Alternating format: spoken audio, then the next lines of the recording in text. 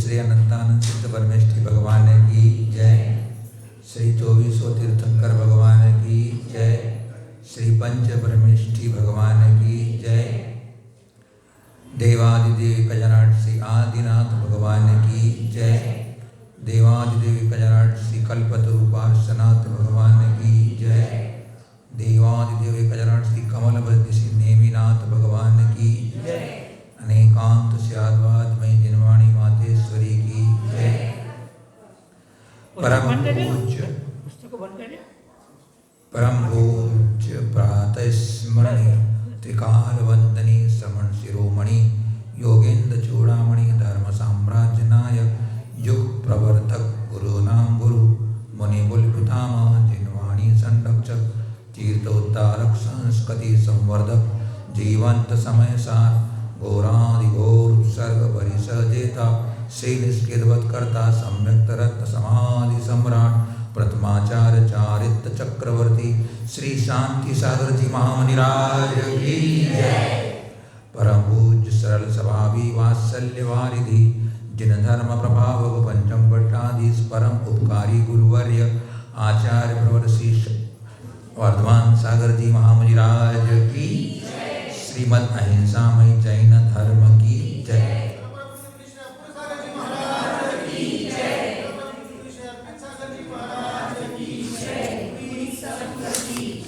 तज्जयति परम ज्योति समं समस्तैरनंत पर्यायै दर्पणतल इव सकला प्रतिफलति पदार्थ मालिका यत्र।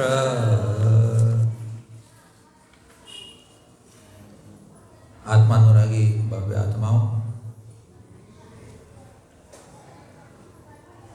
आप और हम सब यहाँ मिलकर के बैठकर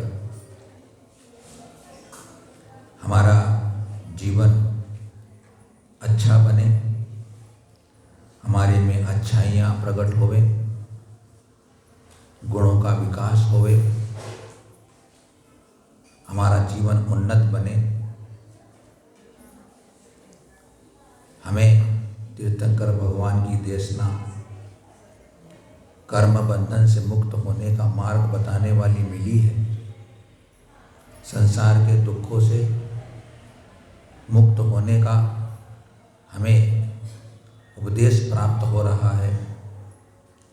हम उसे आत्मसात करते चलें, उसे अपने जीवन में अपनाते चले तो सुनिश्चित है हम भी भगवान बन जाएंगे। भगवत शक्ति हमारे में विराजमान है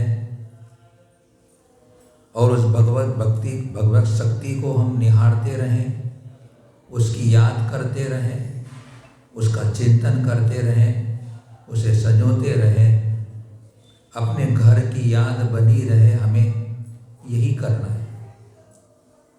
हम अपने घर को भूले हुए हैं, इसलिए दर दर की ठोकरें खा रहे हैं। एक निज अपनी आत्मा ही अपनी है, उसे ही हम नहीं अच्छी तरह सम्यक रूप से समझ पा रहे थे, नहीं पा रहे हैं। अमृतचंद आचार्य हमें अमृत पिला रहे हैं कि हे भव्य आत्मन, अगर तू सुखी होना चाहता है तो ये पुरुषार्थ सिद्धि उपाय कर ले। यहाँ हमें अहिंसा की विवेचना कर रहे हैं कि किस प्रकार मैं अहिंसा की पालना के द्वारा अपनी आत्मा की रक्षा करूं। एक प्रेरक प्रसंग के साथ अपनी बात को प्रारंभ करते हैं। युग के आदि की बात है। आदिनाथ प्रभु 84 लाख वर्ष बीत गए, वैराग्य नहीं हो रहा। संसार के या षट कर्मों को बताने और जीवन यापन करने की विधि में लगे रहे, लेकिन नीलांजना के अवसान का निमित्त पाकर के आत्मबोध हो गया, आत्म जागृति हो गई। जगे हुए तो थे, ऐसी बात नहीं है। कल ही पढ़ा था हमने कि जो व्यवहार में जगा हुआ है वह अंतर में सोया हुआ है, जो अंतर में जागा हुआ है वो बाहर में सोया हुआ है। बाहर के व्यवहार में थे इसलिए अंतरंग में वह दृष्टि बनी हुई थी, लेकिन चेतना नहीं जग रही थी। निमित्त बना आत्म कल्याण की, आत्म शोधना की, अंदर ज्योति जल गई, विरक्त हो गए। अपने बेटों को राज्य दे दिया, भरत को दिया, बाहुबली को दिया, 100 पुत्रों को दिया, दीक्षित हो गए। आत्म साधना प्रारंभ कर दी उन्होंने। इधर बाहुबली और भरत अपने अपने राज्य का संचालन कर रहे। एक दिन राजसभा लगी हुई थी। भरत महाराज जिस प्रकार की आकाश में तारों के बीच में चंद्रमा शोभायमान होता है, वैसा शोभायमान हो रहे थे राजसभा में। एक सेवक जय जयकार करता हुआ, जय हो करता हुआ स्वामी भरत जी के पास पहुंचता है। स्वामी, आपके लिए खुशखबरी है, एक अच्छी मैं सूचना लेके आया हूँ कि आपकी प्रिय रानी को पुत्र रत्न की उत्पत्ति हुई है। पुत्र रत्न की उत्पत्ति हुई है, आपके लिए खुशी का दिन है। भरत जी ने भी उस सूचना को सुना, प्रसन्नता हुई और उसके सूचना के लाने के तौर अपने गले का नौलखे का हार उतार करके दे दिया। अच्छी खबर लेके आए हुए। राजसभा चल रही है, राज का कार्य चल रहा है। एक और सेवक आता है, स्वामी जय हो, आपके आयुधशाला में चक्र रत्न की उत्पत्ति हुई है, अब आप चक्रवर्ती होने वाले हो।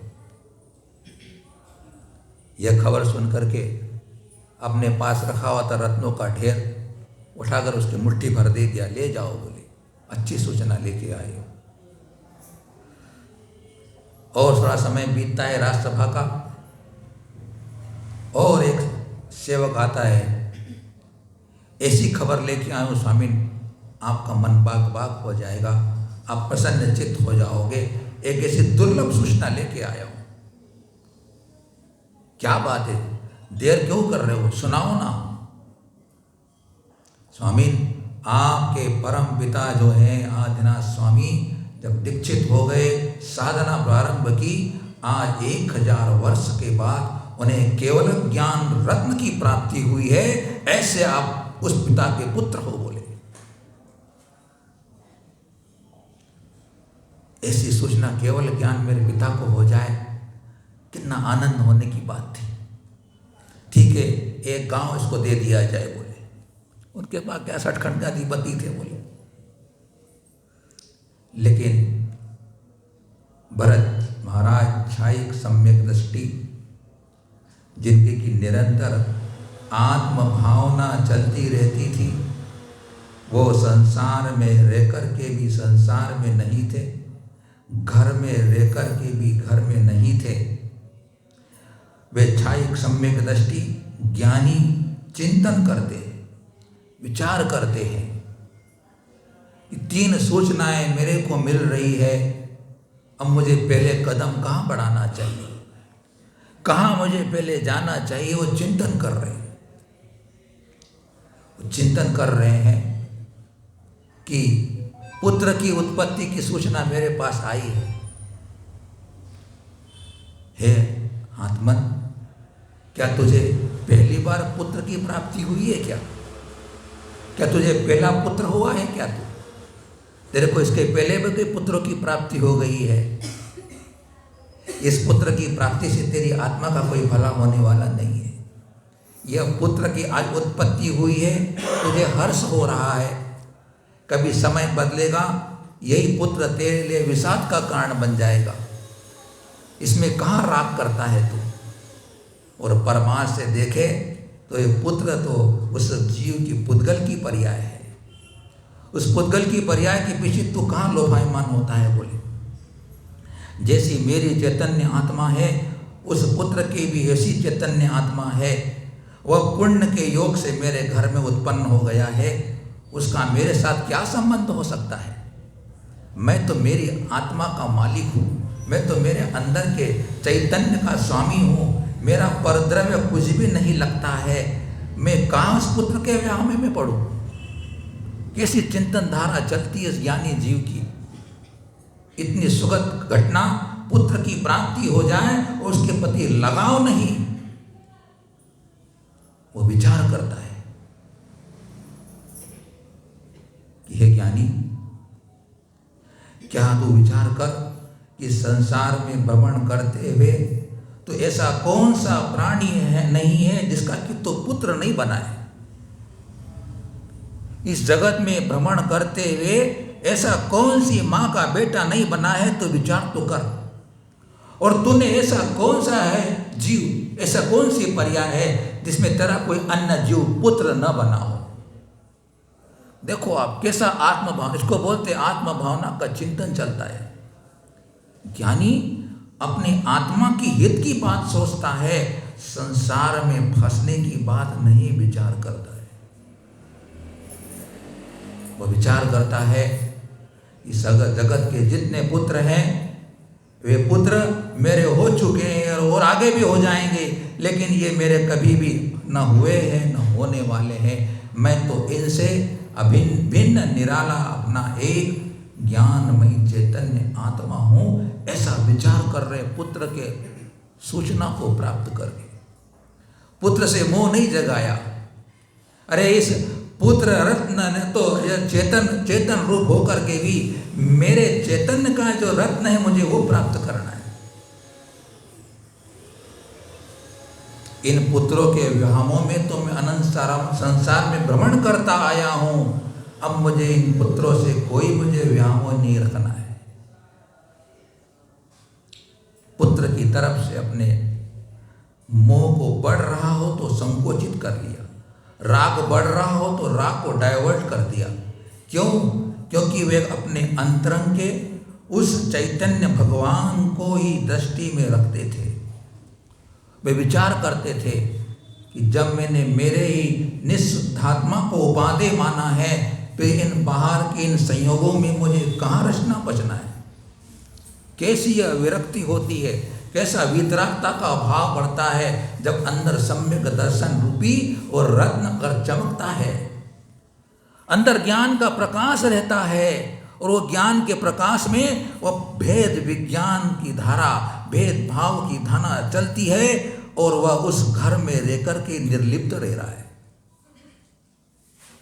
घर में रहकर निर्लिप्त रहना वो सम्यक दृष्टि की परिणति होती है। जल से भिन्न कमल है, पढ़ लेना आसान बात है।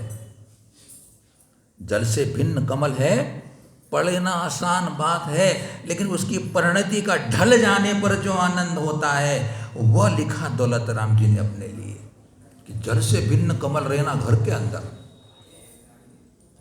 दृष्टि फिर चलती है उनकी, वह विचारधारा उनकी डाइवर्ट होती बदलती है।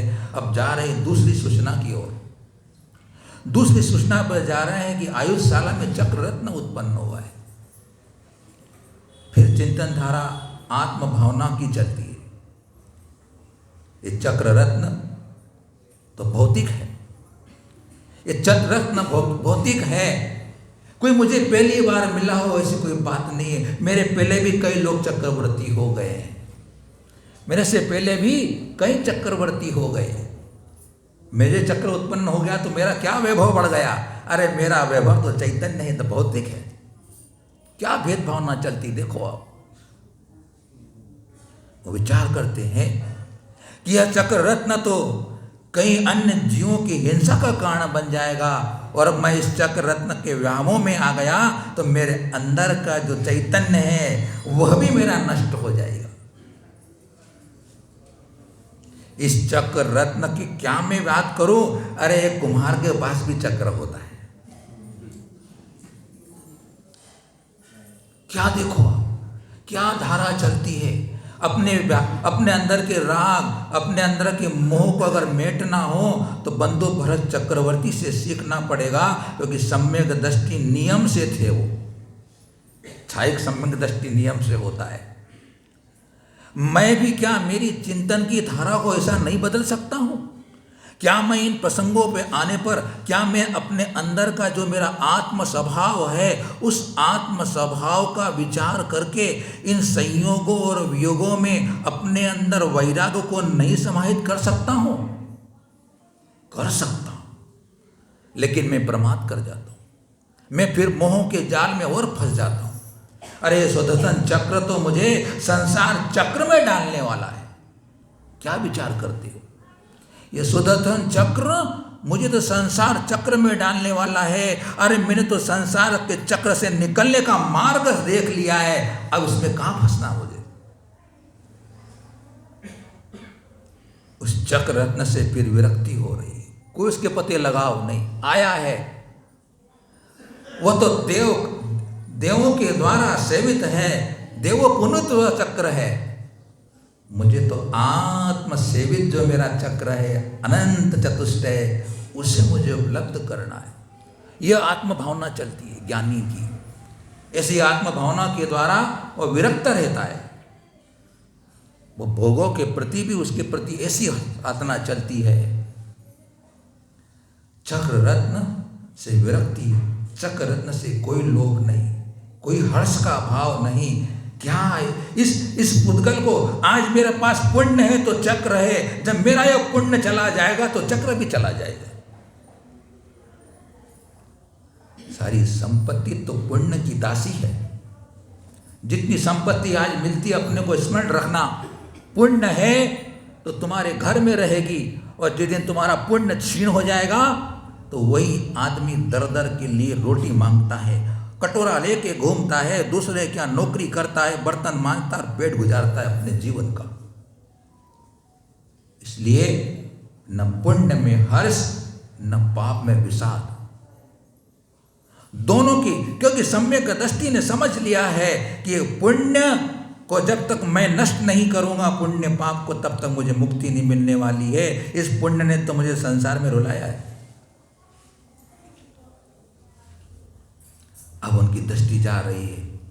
वो विचार करते हैं, पुत्र रत्न की प्राप्ति हुई, वो तो मेरे काम पुरुषार्थ की फलीभूतता थी, मेरे काम पुरुषार्थ का फल था वो। ये चक्र रत्न प्राप्त हुआ, मेरे अर्थ पुरुषार्थ का फल है। अब उनकी चिंतन धारा चल रही है। परम पिता अपने आदिनाथ भगवान को प्रकट हुआ, केवल ज्ञान रूपी रत्न, केवल ज्ञान रूपी सूर्य, केवल ज्ञान रूपी चक्र, चिंतन धारा चल रही है। जो अलब्ध प्राप्त था, आज उन्हें प्राप्त हो गया। संसार भ्रमण में घूमते घूमते आज तक केवल ज्ञान की प्राप्ति नहीं हुई थी, आज उन्हें ऐसे अलब्ध प्राप्त, अपने आत्मा का अनंत गुणभूत एक मुख्य ज्ञान गुण प्रकट हुआ है, पूर्ण शुद्धता को प्राप्त हुआ है। धन्य है वो भगवान। मैंने आज तक उस केवल ज्ञान के लिए कोई पुरुषार्थ नहीं किया था, मैं उससे अछूता रहा हूं। अब तो मेरे लिए वही उपादेय है, मैं उन्हीं की आराधना पहले करूंगा।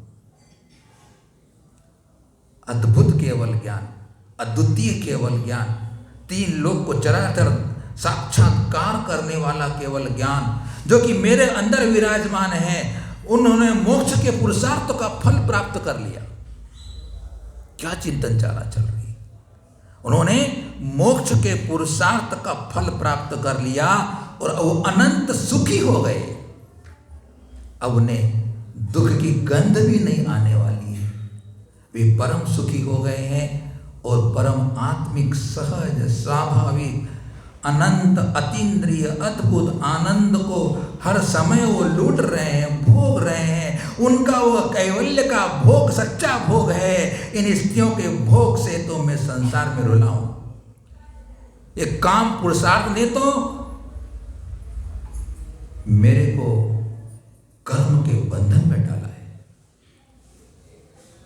वो मोक्ष का पुरुषार्थ, अपना निज का भोग, मेरे चैतन्य का भोग मुझे करना है। मैं तो आदिनाथ प्रभु के चरणों में जाऊंगा।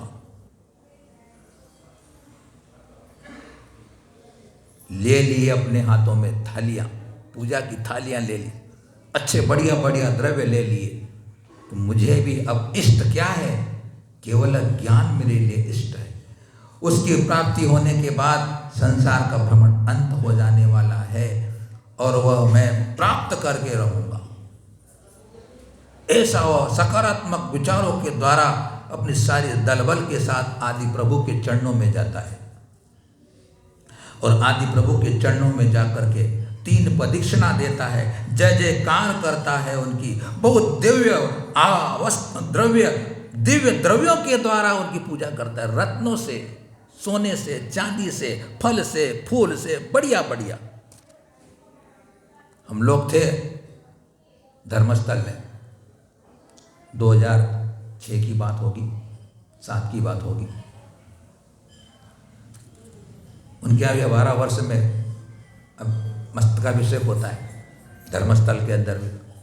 श्रवण बेओला का 1 साल के बाद वहाँ पर हर साल होता है धर्मस्थल में, और हमारे गुरुदेव को भी 3 बार सौभाग्य मिल चुका है वहाँ पर का भी वहाँ कर गए।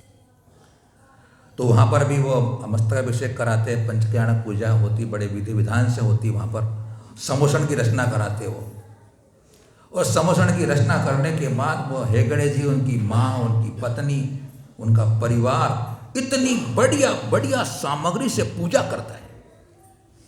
अभी उन्होंने पंच वैभव किया था इस बार 2018 में। पंच वैभव भगवान के पंच कल्याण जैसे होते ना, उनका सचित्र वर्णन, सचित्र चित्रण उन्होंने किया था। बराबर सुदर्शन चक्र बनाया था, घूमता हुआ आया था बराबर, और सारी सेना और पूरा बड़ा उनके जल युद्ध, मल युद्ध, थल युद्ध सब दिखाए थे उन्होंने बहुत बढ़िया तरीके से। उसका नाम था पंच वैभव। आदि पुराण को पढ़ करके उनकी जो पत्नी है ना हेगड़े जी की, बहुत बड़ी वह नाट्य को, संगीत को, हर तरह कला को जानने वाली है। हेमा जी उसका नाम है, खुद कलाकार है, प्रोफेशनल लोग भी आए थे। और जब आदिनाथ भगवान का वैराग्य हुआ, क्या उसका रोल करने वाले ने क्या जबरदस्त वैराग्य का सारे लोगों के आंखों से आंसू बहने लग गए थे। ऐसी दिव्य पूजा करते हैं वो, ऐसी दिव्य पूजा से असीम पुण्य कमा लेते हैं। और देखो आप, आज तक उनका नाम चल रहा है, कीर्ति फैल रही है उनकी, पदोन्नति बढ़ती चली जा रही है। भले वहाँ मंजूनाथ का ट्रस्टी हो, लेकिन वो तीर्थंकर वीतराग चंद्र प्रभु भगवान के भक्त हैं, स्मरण रखना। उनके घर में 2 चैत्यालय है, मंदिर अलग है। और जब पूजा करते हैं, उनकी माँ बोलती थी हमारे गुरुदेव की, महाराज जब मेरा वीरेंद्र जब पूजा करता है तब देखना कैसा तन्मय होकर पूजा करता है। बोले देखो आप, दूसरे के धर्म के पद का अधिकारी होने के बाद भी वीतराग धर्म के प्रति अकाट्य श्रद्धा होना बहुत बड़ी बात होती है। वो तो सिर्फ वहाँ के नौकर समझ ले, वो तो और क्या है, लेकिन बैठते उनको क्या करे, वो पूरी परंपरा चल रही उनकी, व्यवस्था के लिए करते हैं वो। फिर भरत बहुत पुण्यशाली है, पुण्यशाली चक्रवर्ती बनते सम्यक दृष्टि जी, असमय में उनके लिए दिव्यध्वनि खिल जाती है। जो महापुरुष होते हैं, पुण्यशाली जीव होते हैं, नारायण है, पति नारायण है, बलभद्र है, महापुरुष जो होते हैं, श्रेष्ठ पुण्यवान जीव होते हैं। हमको लोग बोलते हैं महाराज जी हम गुरुदेव के पास जाते हैं तो हमसे बात ही नहीं करते, बोले हमारा तब देखते भी नहीं, बोले पक्षपात करते। भैया पक्षपात की बात नहीं, पुण्य पाप की बात है। पुण्य पाप, कोई तुम त्याग की बात करो उनसे, कोई संयम की बात करो, तुमसे बात कर लेंगे। कोई त्याग की बात करो, कोई संयम की बात करो, छोड़ने की बात करो, तुमसे बात कर लेंगे। अब तुम दूसरी बात करो तो कहाँ से बात करेंगे? वो पुण्य चाहिए। बोले आचार्य महावीर तीर्थंकर भी पक्षपात करते, राजाओं का उनका हार होता। बोले तीर्थंकर लोग भी पक्षपात करते, उनके हार जिनके वो सब राजाओं क्या होते हैं, गरीब आदमी का हार कभी हुआ ही नहीं। सुना कभी तुमने क्या? तीर्थंकर भगवान को जब दीक्षा ले ली और हार करने गए तो बोले किसी गरीब क्या हार हो गया उनका? राजा महाराजा क्या उनका हार होता है, सेठ साहूकार क्या उनका हार होता है? क्यों? पुण्यशाली है वो। पुण्यशाली क्या ही पुण्य आत्माओं के चरण पड़ते हैं, पुण्यशाली क्या ही पुण्य आत्माओं के चरण पड़ते हैं। इसलिए ईर्षा मत करा करो कि मेरे आचार्य महाराज का आहार नहीं हुआ, मेरे पुण्य में कहीं कमी पड़ गई, मेरे यहाँ कोई मेरे पुण्य का कोई पूर्वजन का मेरे को कोई अशुभ उदय में आया है, इसलिए मेरा चौका खाली चला गया, मेरा चौका खाली चला गया। मेरे यहाँ बड़े महाराज का आहार नहीं हुआ, आचार्य महाराज का महाराज नहीं हुआ, मेरा छुल्लक जी जाते, बोले मेरे यहाँ छुल्लक जी जाते। अरे कोई भी आया आहार तो दे रहा भाई, तू दोनों सब, वो भी एक टाइम खाने वाले हैं, आचार्य महाराज तो क्या हो गया, आचार्य महाराज और छुल्लक जी दो टाइम थोड़ी अलग अलग खाने वाले होते, तू तो भाव अच्छे रख। भगवान आदिनाथ स्वामी की दिव्य देशना हो रही है। वो कहते हैं अत्ता चेव अहिंसा, अत्ता चेव अहिंसा, बोले आत्मा ही अहिंसा है। आत्मा की उपलब्धि होना ही उत्कृष्ट अहिंसा है। जिसने आत्मा को उपलब्ध कर लिया वो परम अहिंसा को प्राप्त हो जाता है, और वो परम अहिंसा ही मुक्ति है, परम अहिंसा ही मुक्ति का मार्ग है। बोले उन्होंने कहा स्वपर का कल्याण करना अहिंसा है, स्वपर का कल्याण करना अहिंसा है, विश्व मैत्री का नाम अहिंसा है, सकारात्मक विचार का नाम अहिंसा है, और जियो और जीने दो का नाम अहिंसा है। जियो और जीने दो का नाम अहिंसा है। भगवान आदिनाथ स्वामी भी यही कह गए, और भगवान महावीर स्वामी भी यही कह रहे। आदिनाथ भगवान ने जो कहा है उनके उपदेश में और भगवान महावीर स्वामी के उपदेश में कोई अंतर नहीं है, कोई अंतर नहीं होता है। जो भगवान आदिनाथ स्वामी ने कहा है वही भगवान महावीर स्वामी ने कहा, जियो और जीने दो। लेकिन आज स्थिति ऐसी है, जियो और जान लो, जियो और जाने दो, जियो और जान लो, स्थिति ये बन गई है। नहीं भैया, पहले जियो, दूसरों को भी जीने दो। जो स्वयं जीना जानता है वही दूसरों को जीनाता है। जो स्वयं जीना नहीं जानता उसमें मानवता नहीं है, मानवता नहीं होगी वो दूसरों को भी जीने नहीं देगा। इसलिए जियो और जीने दो। हमारे यहाँ पर का भी ध्यान रखा जाता है और होता भी है। हम अपने जीवन को अच्छा से जिएंगे तो हमारे में से अन्य जीवों की भी रक्षा हो जाएगी। यत्नाचार पर होगा हमारी प्रवृत्ति होगी तो अन्य जीवों की भी रक्षा हो जाएगी। इसलिए जियो और जीने दो। भगवान महावीर स्वामी जी के संदेश के साथ आदिनाथ भगवान का दिव्य ध्वनि विखिरता है। इस लोक में अणु से छोटा कोई नहीं है और आकाश से विशाल और कोई नहीं है। उसी प्रकार अहिंसा व्रत से बढ़कर जगत में और कुछ नहीं है। वो कहते हैं कि इस जगत में सुमेरु पर्वत के समान दूसरा कोई पर्वत नहीं है और मनुष्यों में चक्रवर्ती के समान कोई दूसरा मनुष्य नहीं होता है। उसी प्रकार एक अहिंसा के अलावा दूसरा जगत में कोई अन्य नहीं हो सकता है। आदिनाथ स्वामी फरमाते हैं कि जैसे तुझे दुख प्रिय नहीं है वैसे ही सभी प्राणियों को दुख प्रिय नहीं है। ऐसा जानकर अपने ही सदृश्य सब जीवों को यत्न से रक्षा करो। दुख किसको इष्ट है? कौन दुखी होना चाहता है? किसी को दुख इष्ट नहीं है। वैसा ही सबको सुख इष्ट है। इसलिए तू ऐसा यत्न कर कि किसी को दुख न हो, सबकी रक्षा का भाव रख। एक तरफ 3 लोक हो और एक तरफ जीवन हो और कोई देवता आपको आकर कहे कि इनमें से जो आपको ग्रहण करना हो कर लो, तो क्या करोगे आप? एक तरफ 3 लोक है, एक तरफ जीवन है और देवता कह रहा है अब 2 में से एक को ग्रहण कर लो। आप किसको ग्रहण करोगे? आदिनाथ भगवान कह रहे हैं, बोलो आप जीवन ग्रहण करोगे या 3 लोक को ग्रहण करोगे आप? तो वो चिंतन करता है। जिसको देवता बोल रहे हैं वो सोचता है अगर मेरा जीवन नहीं रहेगा तो 3 लोग क्या काम का? बोले मेरे को जीवन चाहिए, मुझे जीवन चाहिए। इसलिए वो कहते हैं कि जिस प्रकार प्रत्येक प्राणी के जीवन का मूल्य 3 लोक है, आपने जीवन को चाहा है, इसलिए प्रत्येक प्राणी का जीवन 3 लोक के समान है, और जीव घात करने वाला 3 लोक का घात करने वाला है। जीव का घात करने वाला 3 लोक का घात करने वाला है। ऐसी उत्कृष्ट अहिंसा। वो कहते हैं कि सब जीवों के साथ, सब जीवों के सब प्रकार के संबंध पूर्व भाव में रह चुके हैं, तब उन जीवों को मारने वाला नियमतः अपने संबंधियों को ही मारता है। कल की घटना आपको सबको याद होगी ना।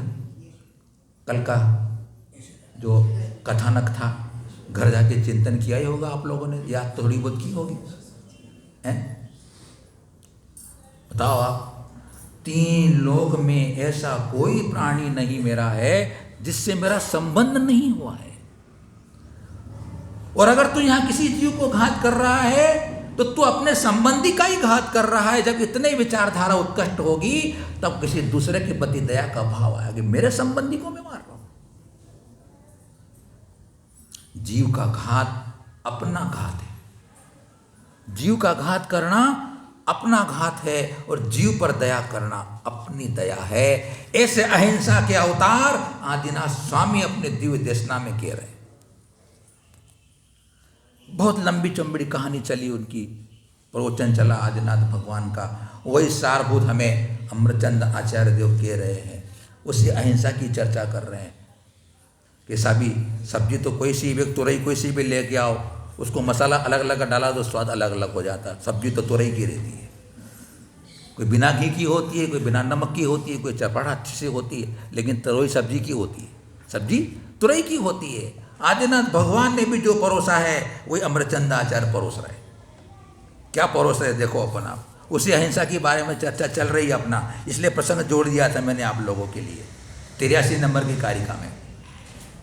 रक्षा भवति बहुनां मे कस्यैवास्य जीवहरणेन इति मत्वा कर्तव्यम् न हिंसनं हिंससत्त्वानाम्।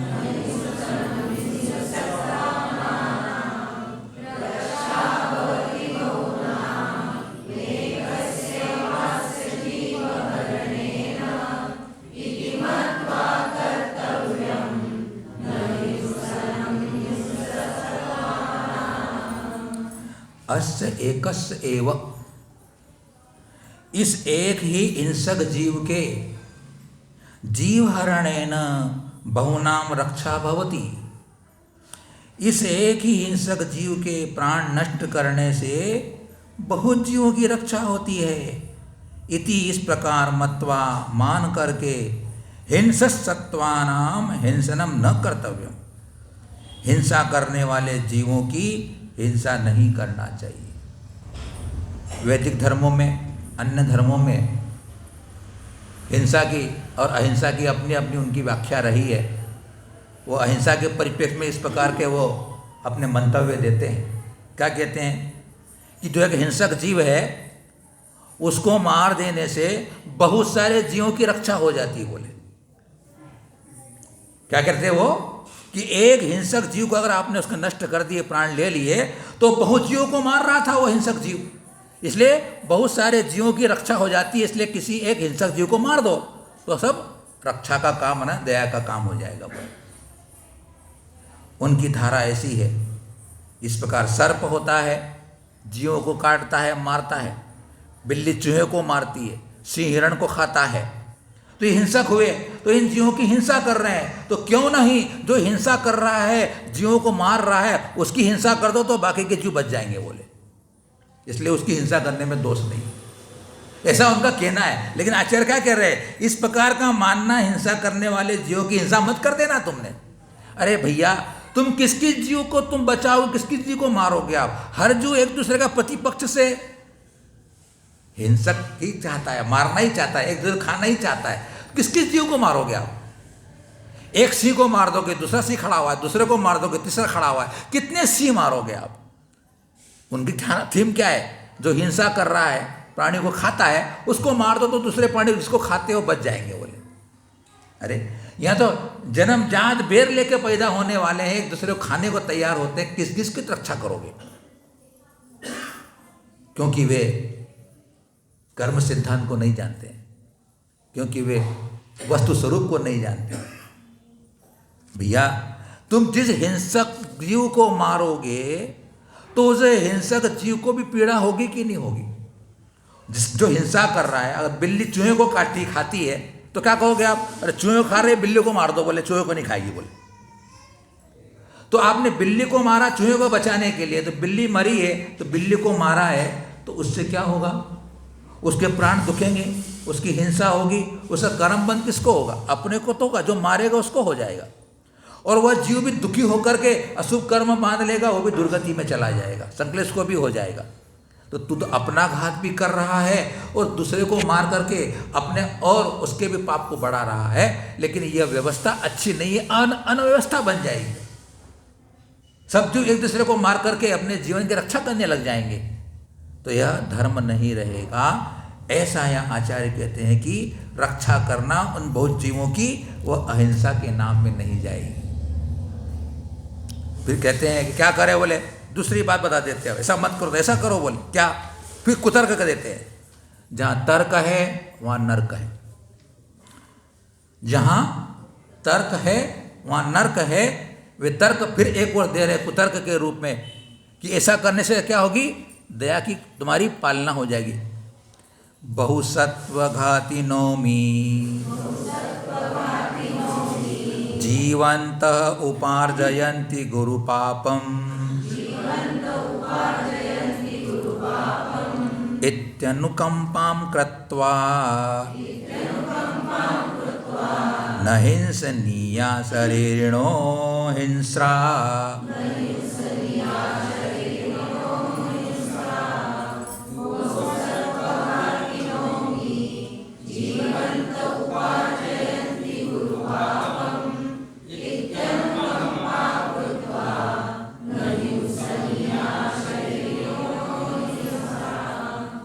अमी बहुसत्वघातिनः।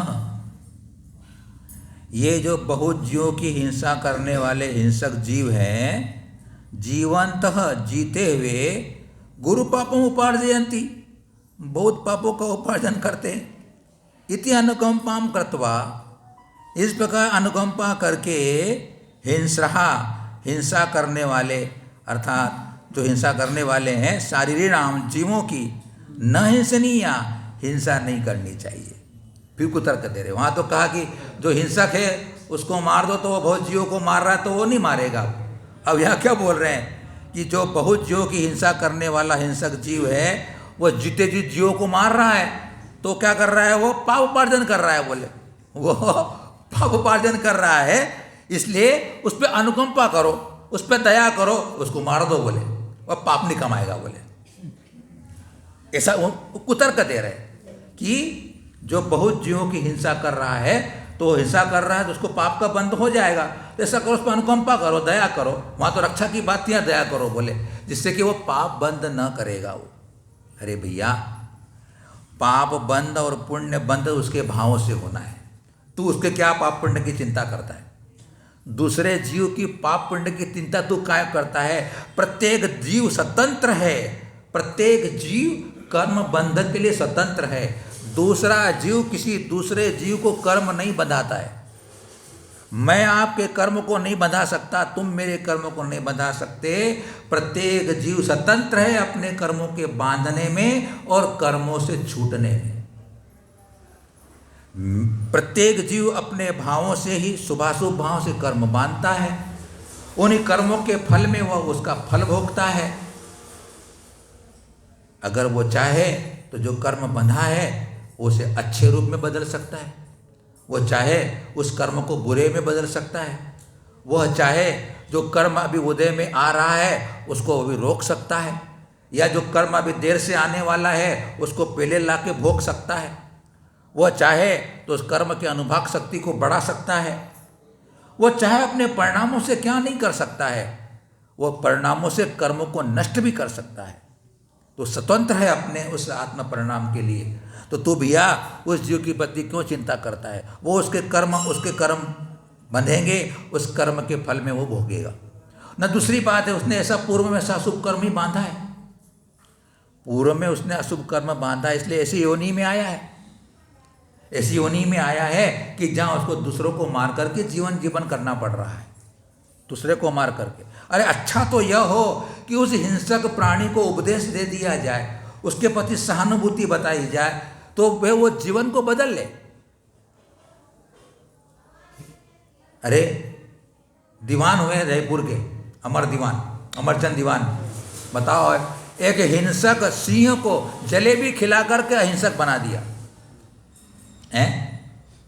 तो अच्छा तो यह उसको मारने के बनिस्बत बड़े मजे की बात यह होती है कि घर में सांप निकल रहा है, खेत में सांप निकल रहा है, बिच्छू निकल रहा है, आदमी मारता है उसको। क्यों मारता? बोले बहुत लोगों को काटेगा, बोले मार दो बोले। और वही मूर्ति बनाकर सर्प की पूजा करते बोले वो लोग ही हैं, जिंदे को मारते हैं और मूर्ति बनाकर पूछते, अरे क्या तुम्हारा अज्ञान फैला मूर्ख लोग हैं। तो क्या बात चल रही थी कि वह अपने उस अशुभ कर्म के उदय से इस पर्याय को प्राप्त हुआ है, और अशुभ कर्म के उदय के कारण उस फल को स्वयं भोग रहा है। तो उस कर्म के विपाक को आप उसको संबोधन करके स्नेह दे करके बदल सकते हो। सिंह को बदलना हो तो, अरे भगवान महावीर स्वामी का जीव सिंह के पर्याय में था कि नहीं था? हाथी के पर्याय में पार्श्वनाथ का जीव था। बहुत से ऐसे प्राणी तिरंच हुए जिन्होंने गुरु के सदुपदेश को पाकर अपने जीवन को रूपांतरित कर लिया। तो हिंसक जीव को भी अगर तुम उसके प्रति सहानुभूति रखोगे, अरे वो तुमसे ज़्यादा पहले वो डरता है। सर्प हो, बिच्छू हो, ऐसे जो हिंसक प्राणी होते, तुमसे ज़्यादा पहले वो डरते, अपनी रक्षा करते। तुम डराओगे तो तुमको वार करेगा, तुम उसको छेड़ोगे तो तुमको सताएगा, तुम छेड़ोगे नहीं सताएगा नहीं तुम्हारे को। तो ये कहना चाहते हैं भैया कि तू दया का भाव इस प्रकार का छोड़ दे, क्या कि उसको पाप बंद हो रहा है इसलिए मार दो, ये ठीक नहीं है। ये तेरा चिंतन मूर्खता का है, अज्ञानता का है। ठीक बात बंधुओं, अभी चलेगी चर्चा अहिंसा की ओर। इतनी सूक्ष्म रीति से चर्चा नहीं सुनने को मिली कभी अपने अहिंसा के संबंध में। पर ऐसे अज्ञानी लोग जो मिथ्या दृष्टि होते हैं, वो इस प्रकार के कुशास्त्रों को पढ़ करके इसमें धर्म मान लेते हैं, हिंसा में धर्म मान लेते हैं, लोगों जीवों को मार करके, और संसार को बढ़ा लेते हैं। हमें सद्बोध मिल रहा है, सम्यक ज्ञान मिल रहा है, हमें उसको हम प्राप्त करके अपने जीवन को बदलें। इन्हीं मंगल भावनाओं के साथ बोले गुरुवर आचार्य श्री वर्धमान सागर जी महामंदिराज की। पहले उनको नाम बोले तो फिर बोले, अच्छा लगता है ना। हाँ, ओम ह्रीं श्री शांतिनाथाय जगत शांति